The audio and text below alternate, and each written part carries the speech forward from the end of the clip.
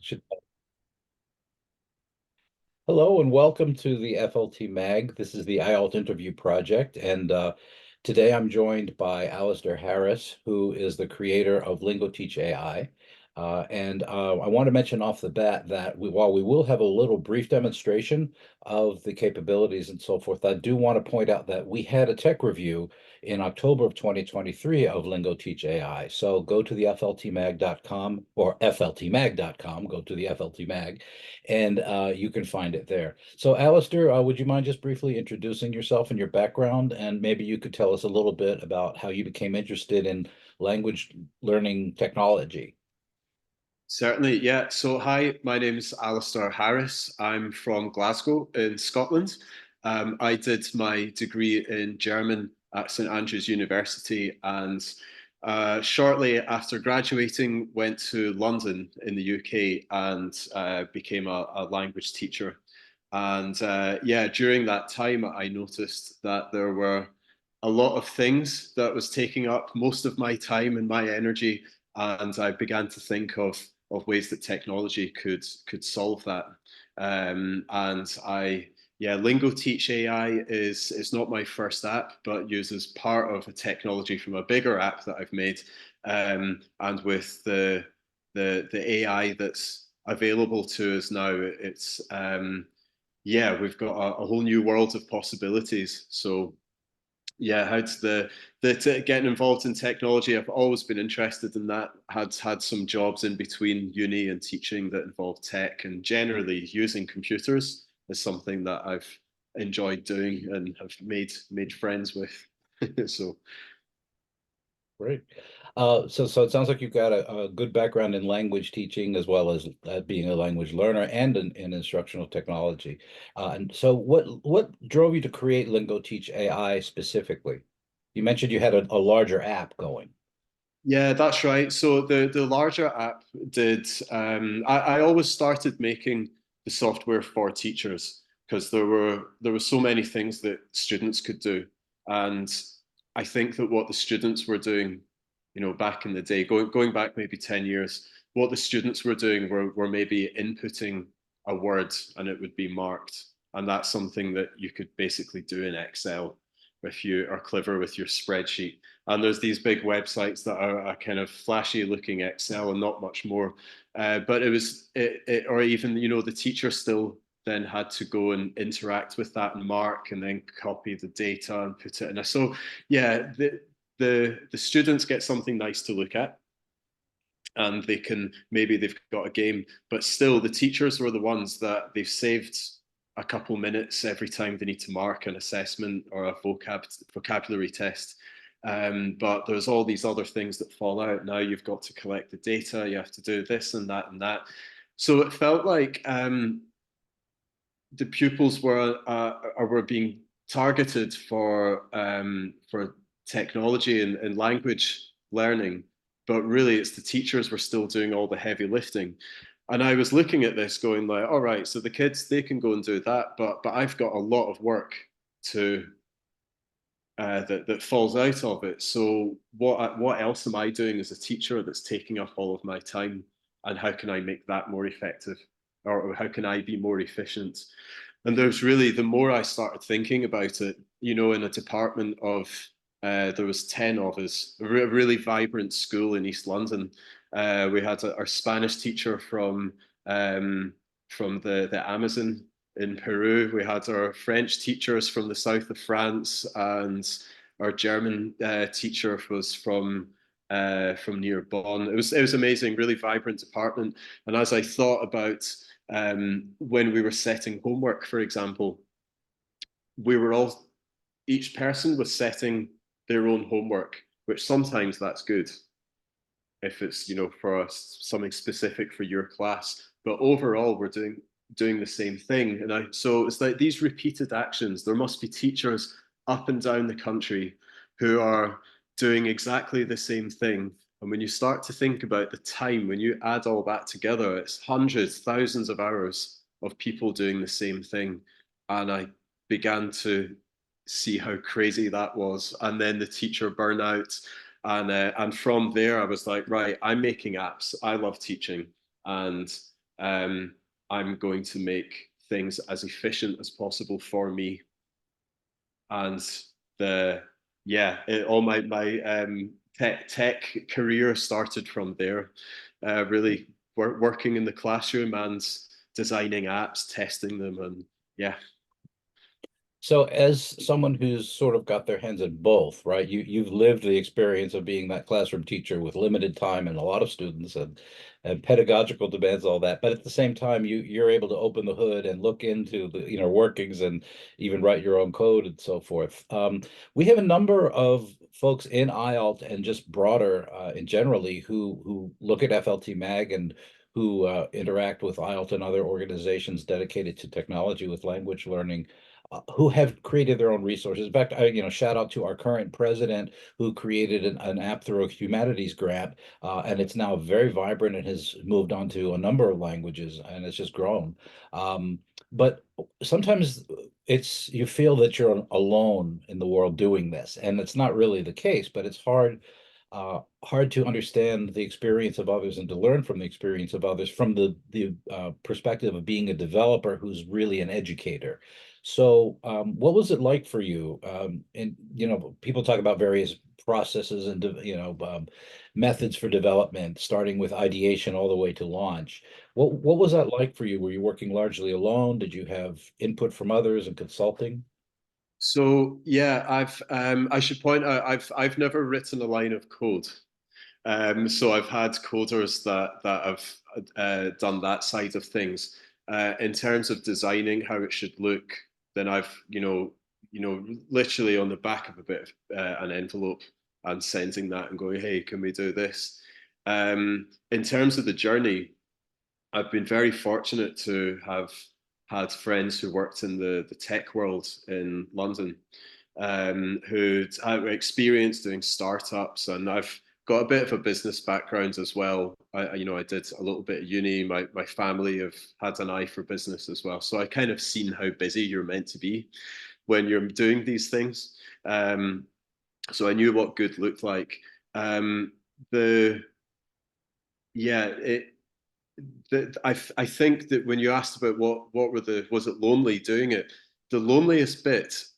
I mean, there were several aspects to that, but the bit that jumps out at me now is when you try and get it out there and getting teachers to break their habits to use something, and they'll be like, yeah, we'll use it, and it's a long time until you get that feedback or even that sort of maybe validation that someone's used it and they've had success, and it can even be this hidden success. They've used it and they think it's wonderful, but they're still so busy that it might be a year until they go, oh yeah, by the way, that's amazing, thanks, and you're kind of wondering like, well, what's going on?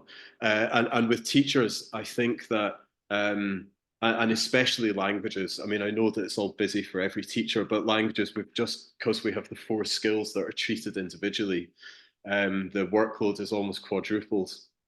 Um, yeah, I think getting through to language teachers and getting that feedback, that was something that I found quite difficult.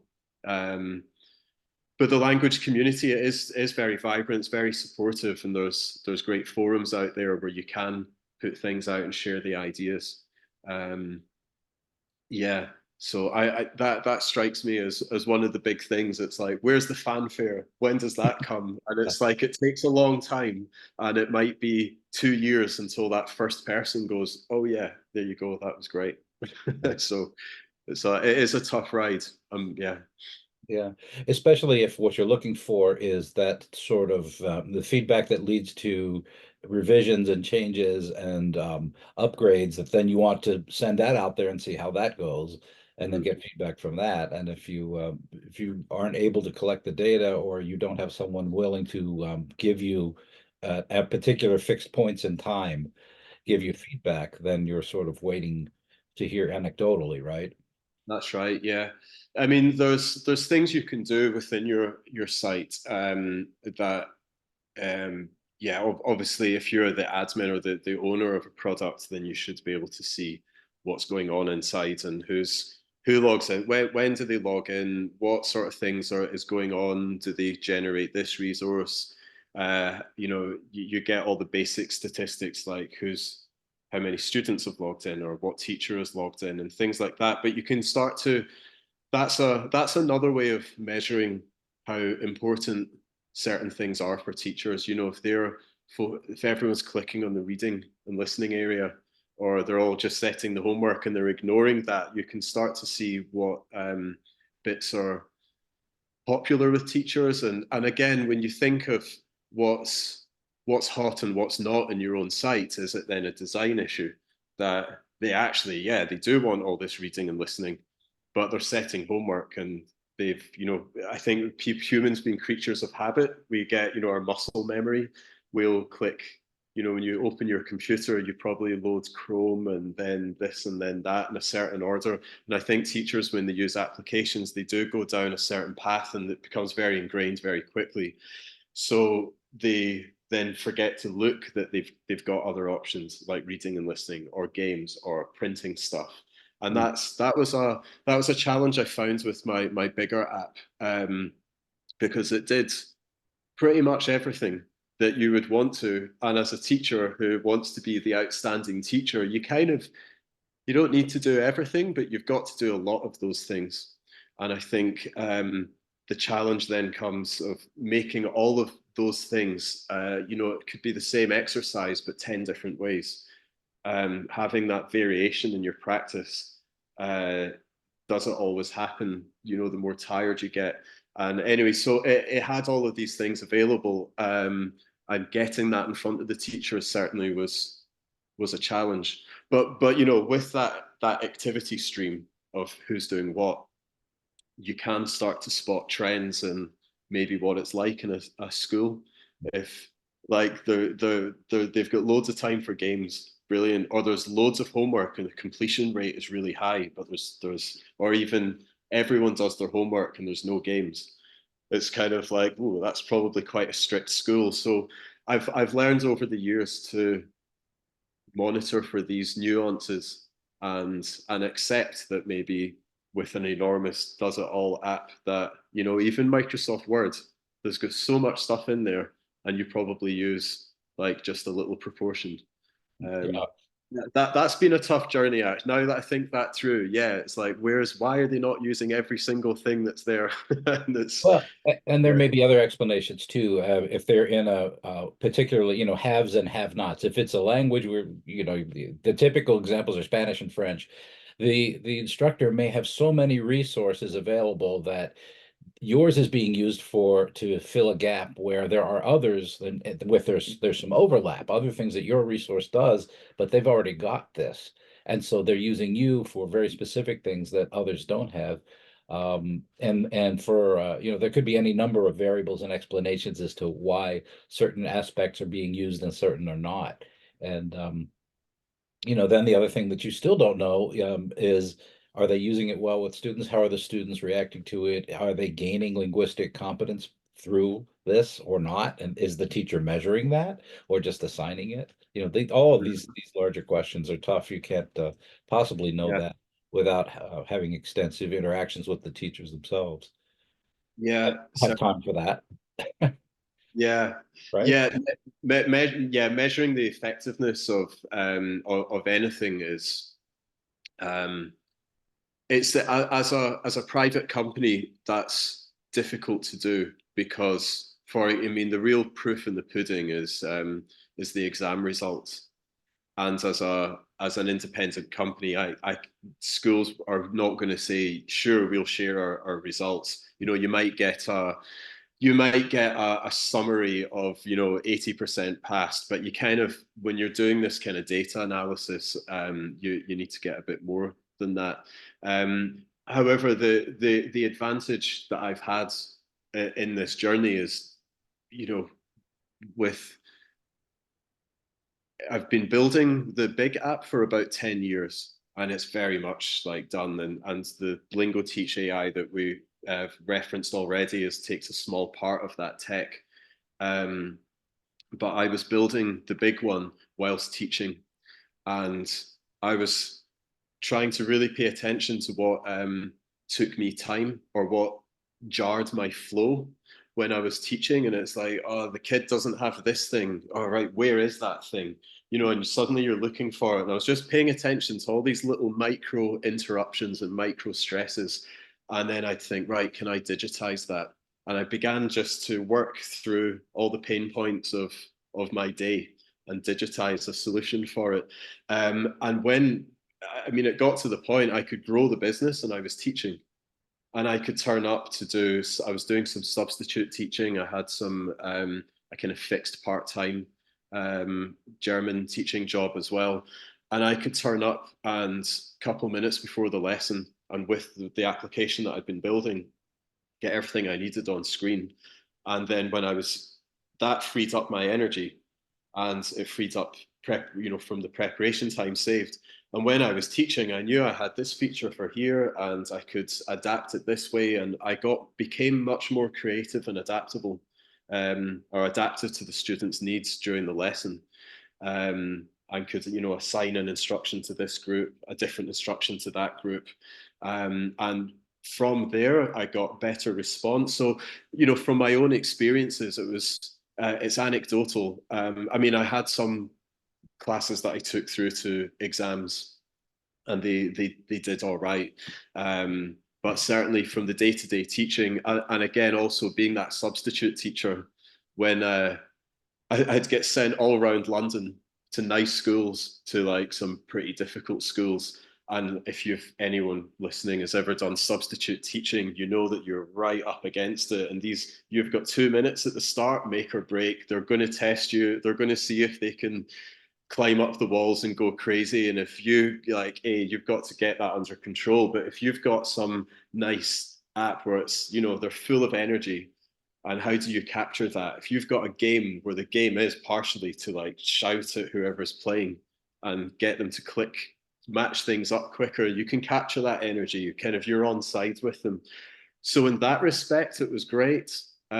Sometimes doing the substitute teaching, I'd turn up, there was no cover work.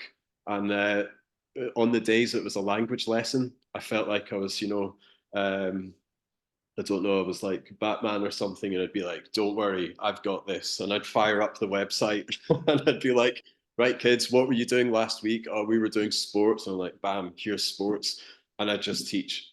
So those things were really encouraging. And when I would demo to teachers, I had all of these very real frames of reference that they were like, yeah, I've been there. And I'm like, okay, cool. Well, try it then. And then, from that, I'd get the feedback going, oh man, yeah, this was good. So Great, good. yeah. Um, So, Yeah. well, speaking of which, why don't we take a few moments and you could share your screen and demonstrate some of this. Particularly, one of the things you just mentioned that I think would be very interesting to our readers, listeners, viewers, um, would be the ability to take a single resource and manipulate it so that it's for differentiation. It might be for different levels or different types of activities, and to customize it highly, which I've already viewed the website, so I know that you're able to do that. So let me turn it over to you and give us just to take a few moments to demonstrate some of the salient aspects of what you've developed.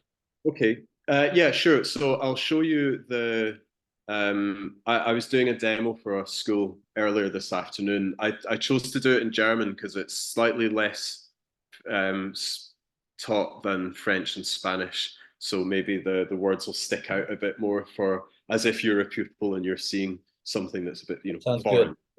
Yeah. So I'm just going to load up one that I've made. So in the LingoTeach app, we show there's a shared resource area, where anyone who's made something they like, they can share, and it actually shows the prompt as well. So because part of this, we're educators, but everyone's learning prompt, and that's the key, right? Um, so we show prompts folk have used. So this is the front end of, I've used AI to make this. The prompt was, you are a naughty school pupil and you like graffiti. Talk about the subjects you like and the teachers you don't like. So some kind of typical fun things that you could produce. So as a language teacher, we might have like a textbook or some other resource, and it's like that. If I want to make a fill the gap or close activity, I've got to type it up or copy and paste it and do all da da da da da. And this is, going back to that time to task, I think it's called, where you spend 10 minutes making something that lasts 2 minutes in the lesson. That's not a good deal, No. right? And that's where even best practice teaching activities or methodologies, there's so much time goes into making this stuff that, like, when are you meant to live? Then you're tired, then you're grumpy in the lesson, the kids don't like you or the activity, you get insulted by it because it's like, I've spent ages making this and you don't want to play. So there's, if we have something where I can make a close as easily as this. So I click on German, a gap part of speech. Gap is in Europe, we'd call that a close or a fill the gap. Then I've got all my parts of speech in the text. So I want the nouns, and it tells me there's 7, and I want all 7. So I click, and it's picked out. So a couple of these have come up twice, and I've got my gap task there. So it's drag and drop. I can drag like so. At the top of the screen, I've got things like the listening track is built into the same page. Ich bin ein sehr, sehr ungezogener Schüler in der Schule und ich liebe es, bunte Bilder an die Wände zu malen. Das nennt man Graffiti. So there's a speed control in the audio, and like the thinking of like parallel texts and the wonders that you can do with them. I've got my German here and my English, and I can reveal the translation. So this was something that, just thinking of what were the difficulties in class, and it's like, yeah, you got your text. Some kid is translating it. Some of them will be following, some looking out the window, or some following but forgetting what's going on, or they don't hear. There's lots of variables that could be going on, but when you don't have to make this in PowerPoint, it's all here. So if it's not working out, then how do you change very quickly, adapt to something else? And with this screen, I just thought, what's the ultimate thing? If it's going great, I want to dig deeper. If it's not going well, how do I change completely what we're doing? So I just wanted a single click interface. So that I'm going to do random words, gap, fill the gaps, and 10. In the English, I'm going to also do random words. And I've now got a gapped parallel text. If anyone's tried making these themselves, they'll know it's minimum 10, maybe 20 minutes, and you've really got to think about what you're doing. I've just chosen random words now, but I can change it to a part of speech. And as a German teacher, I know other teachers enjoy grammar, but German, you've kind of got to know a bit extra grammar to accelerate your learning as a student. The further deeper into it you go. But yeah, as a teacher, it means that I can take 11 adjectives just like that, and all the nouns out the English. There's other stuff as well, that just nice ways of displaying, like the sentence chunks, all the phrases that build up a larger sentence. You can customize these any way you want. You can click to make them big. And it's just like, even this, if I'm talking to my class and I want them to read, weil ich damit meine Fantasie zum Leben erwecken kann. It allows me to bring my imagination to life. If I want to focus a bit of grammar here, now it looks nice and pretty and I can be kind of scanning through the text. But what if I want to focus on the grammar? What do I do now? So if I hadn't built this feature, what a teacher would be doing is like copy and pasting or screenshots. But, I can click. And this was from live experience going, yeah, this is a cool construction and I want to focus on it. So what would I ideally have? And then, being that classroom practitioner, I can then design something and go, hey, developers, we're going to do this. And now I can click and I can focus a lot more closely in the lesson on this particular phrase.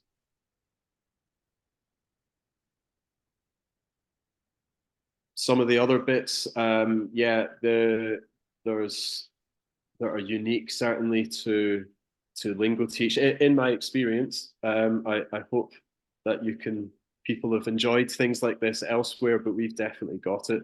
you know, I can highlight parts of speech. I can work with sentence chunks. It reveals it in the English. There's loads of different question types. And I was just thinking of, yeah, I'm not sure if you have these in the US, but certainly in the UK, we have observation lessons, and you maybe have 2 or 3 throughout the year. And yeah, it's your best in show. And your boss comes and watches you and they give you feedback going, this was good, that could be better. And I really thought, wouldn't it be great if every lesson could be that incredible observation lesson that your boss appraises you on? And highlighting the parts of speech, that's something that I spent time doing, and it was cool, and the kids liked it. And I thought, man, that was like 15 minutes. What if? And then I started to think more, right, what else could we do that would be really useful? And then with my bigger application, you know, all the homework that's going on, all the feedback that is being given, the feedback that's not being given. Yeah, there's lots of tricks that teachers have and lots of tricks that teachers miss as well. And some days you get them, some days you don't. And I just really thought, like, right, how can we get all the best tricks and make them available to everyone to use as they want, or even do it for people so that if they suddenly go, let's do true and false, or I don't know, let's look at the questions from English to German or German to English. How can we just give them what they want and now? So yeah, this is the front ends of the application. There's lots more, and you know, moving the fonts around. So accessibility, it's another big deal. And yeah, we've got dyslexia friendly fonts, and there's a lot of considerations that are in this page, and they'll mean something to someone out there, and other people will never have thought about it until they move to another school where they're like, oh right, yeah, maybe the projector or the bulb isn't very strong. So, and the school's not got any money to replace that. So, right, well, what do we do there? Now they can't use this. Now they don't benefit. Now the kids aren't getting, you know, nice AI resources that are about Barbie or Action Man or I don't know, whatever else that is being taught. Naruto is a good one. Could we take a few moments to see how you generate resources? You know, you've got a resource bank. Just to say, I appreciate the access that you gave me previously, and I had fun. I decided, all right, let's leave English out of it. We'll do French and Spanish as the languages.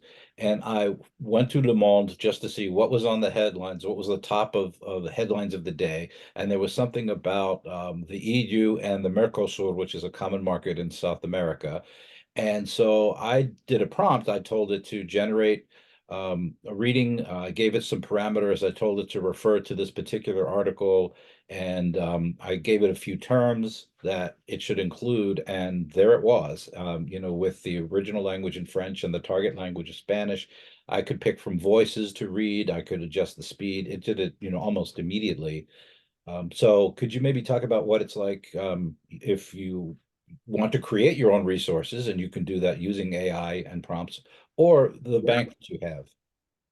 Sure. So yeah, the LingoTeach lets you concentrate on describing the content that you want. So, and by that, it's more like the creative content or the factual content.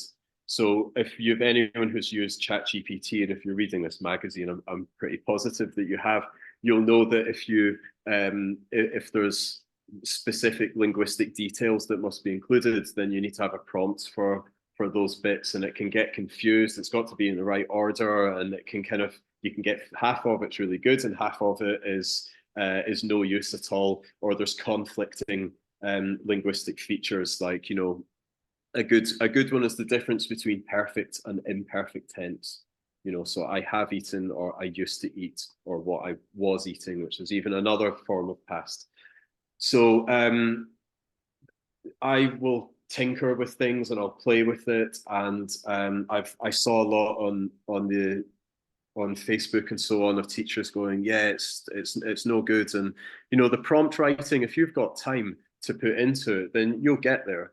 And some people enjoy the experimentation. I think the reality is that a lot of people have got kids to get home to. They've got homework to mark, and it's this thing that's sort of teasing them with maybe it's good or maybe it's not going to be good this time. So that was kind of a big consideration. So let's say I want to make a text.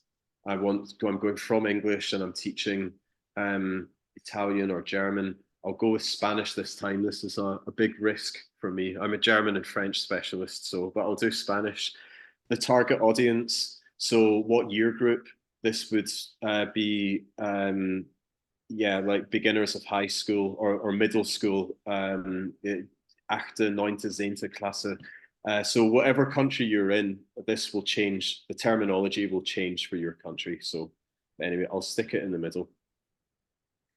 So my prompt then, let's say we're doing, what was someone suggested earlier on today? So yeah, so TV programs that are popular and what makes them popular. Describe some imaginary TV programs that you don't like and talk about a type of program that you used to watch. Okay, so this is my prompt. I might add something at the start like you are a teenager. Talk about TV programs that are popular and what makes them popular. So within my prompt, I'm doing stuff like, guiding GPT into, molding the result into what I'm looking for. So describe some imaginary TV, talk about ones that you used to watch. Okay, so we've got present tense, we've got some adjectives in there. Yeah, a bit of creativity, negatives, and something in the imperfect, what you used to watch. Cool. So that's a decent prompt. It's not massively creative, but that'll do. I can choose my word count. If I want, I can paste in vocabulary. So if it's from a book or it's from an exam spec or it's keywords from a past exam paper or something out the news, anything, paste it in.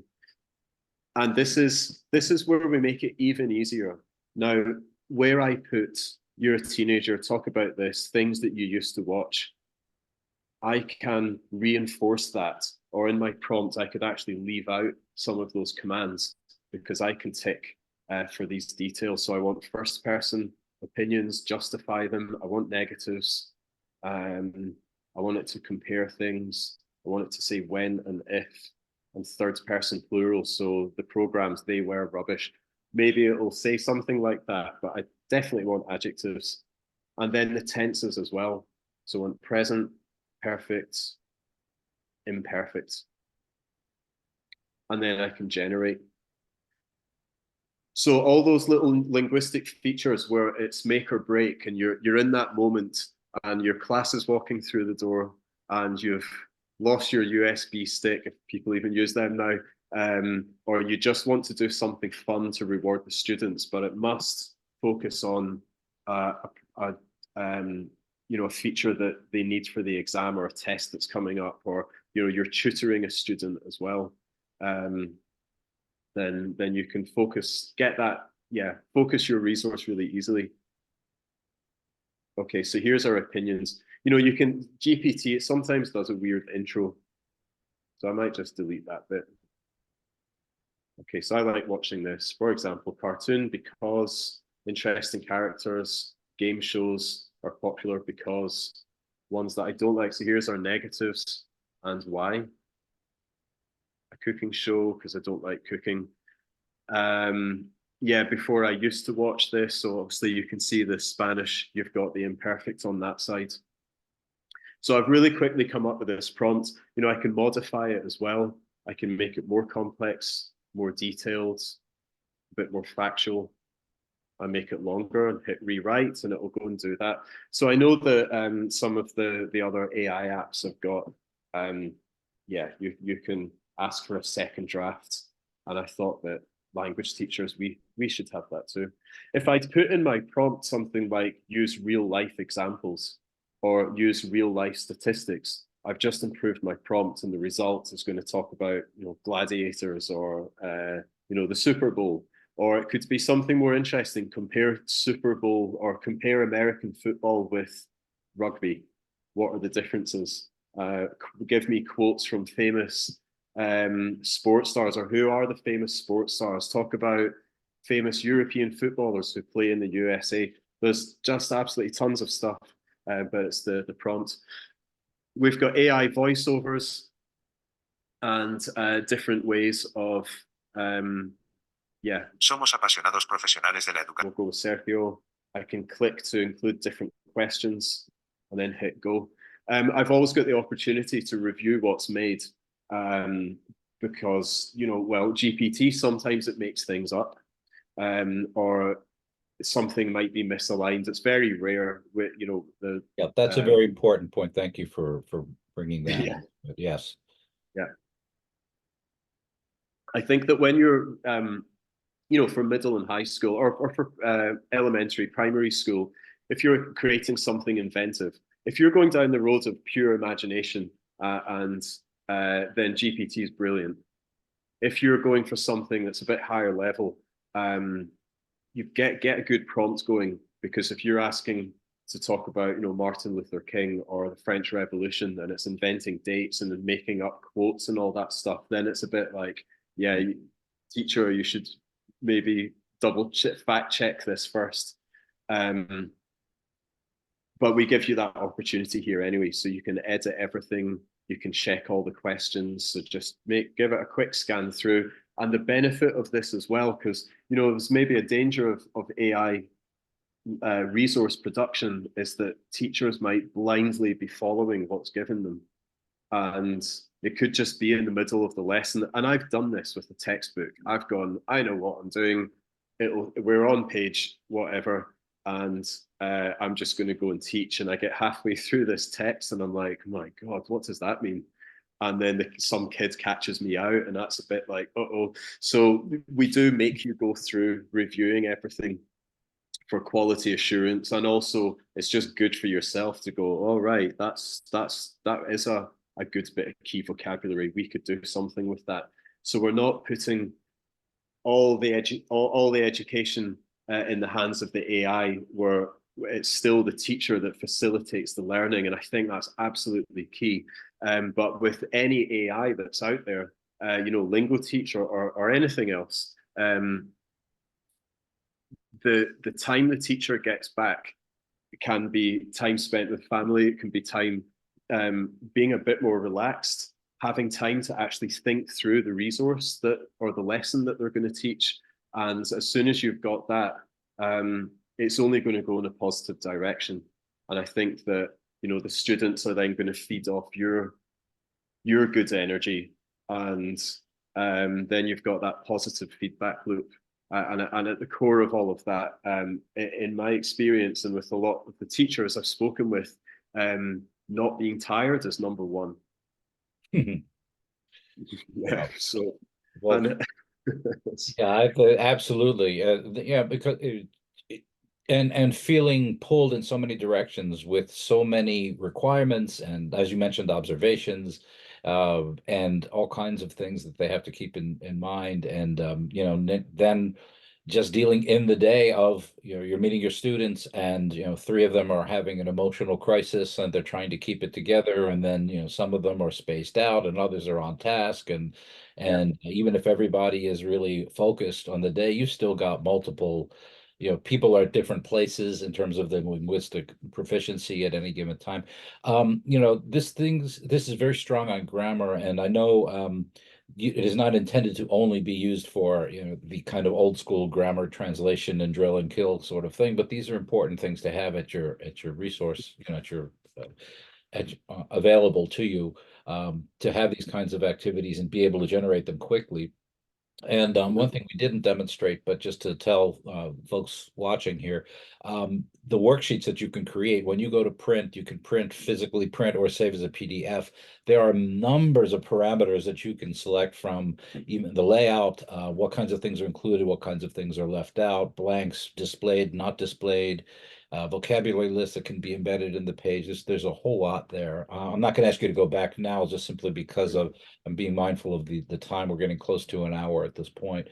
But just I think that it's well, this is just my opinion, but there's some feedback for you, having played with it. And in these interviews, I don't usually go on and on like this, but I think that you've designed it in a way that it is easily modified and customized. And I think for an instructor who's got students at different places that can use the same resource in different ways, you can scaffold with it, you can level up, you can level down, you can speed up the voice, you can slow it down, highly customizable.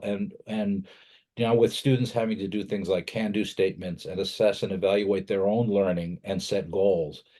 This helps the teacher to empower them to be in charge of their own learning, which I think is really well designed.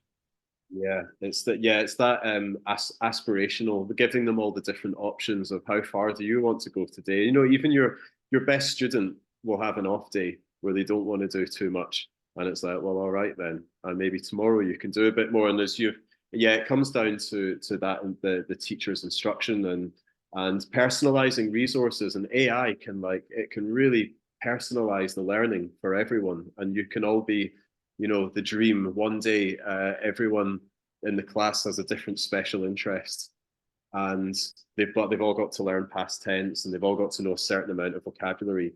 But one person likes Naruto, another person likes fast cars, and so on. What if everyone can have a text with the keywords and that bit of grammar, or that comprehensible, imaginative storytelling chapter, and everyone's absorbing the same core information, but and as a bell ringer, so as your starter activity in a lesson, and then the teacher is right. Everyone, now let's come together, and you've got chapter 2 of the creative book. That would be really cool. That's what I would like to see Yeah. for the future.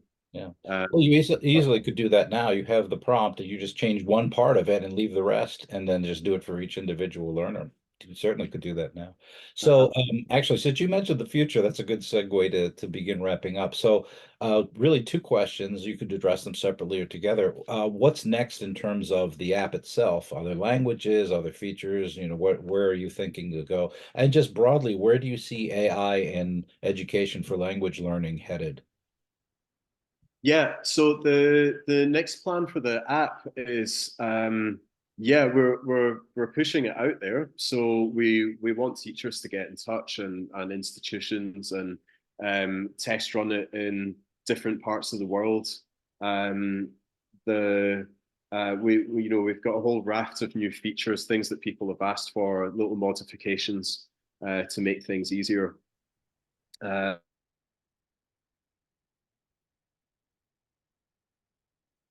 Languages that we're adding. As a Scotsman, it's only right that we support Scots. I'm sorry. Um, I'm sorry to Alasdair. You froze for just a moment there. So I'm going to ask you to repeat what you just said about the languages.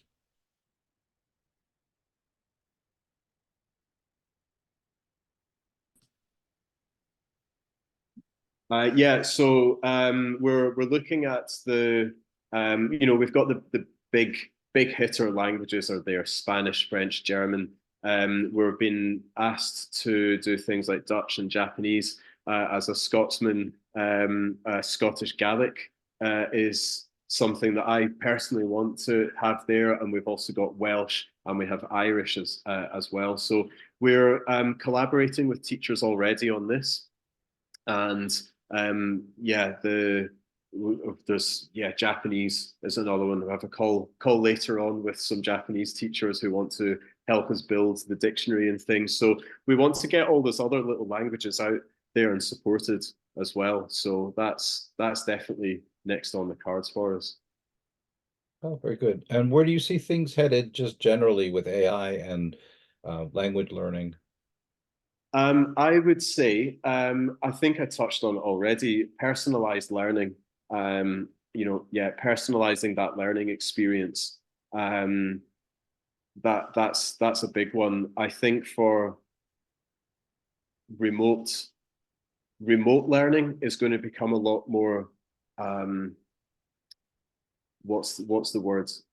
It's going to get, yeah, people will take a lot more from remote learning in these online courses that you can do.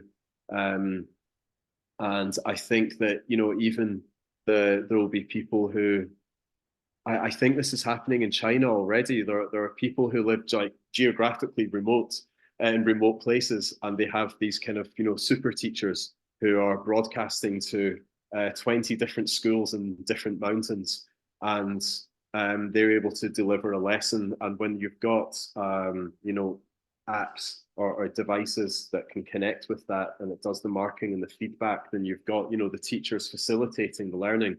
And I think that's really the role of the teacher, is to facilitate learning. It's not to do everything. As much as that can be thrilling, it's not sustainable. And I think that AI is going to really empower the teacher to be themselves consistently. And AI, I would reckon, is even going to identify what students need to be doing to get to that next level before the teacher even needs to look at what's going on or use their intuition. I think it will get that clever. And it might sound scary and daunting, but I think that for teaching as we know it, there's more that we've not yet thought about, because we've been held back with all the daily admin tasks. So I'm really optimistic about it. Yeah, I plan to be back in the classroom once we've got all this going, so I can play around. And yeah. That's great. Well, wonderful. Thank you. Thank you for your time and for sharing your resource with us and your perspective on developing it, and where things are headed, and how you designed it, the functionality and the rationale behind it. So again, in closing, for those who are viewing this, you can find this recording, of course, is on fltmag.com, but also we did a tech highlight back in October of 2023 about LingoTeach.AI. So I encourage you to find that and read that as well. All righty. Well, thank you once again, and have a wonderful day. Thank you very much. Thanks for having us on. That was nice. Cheers.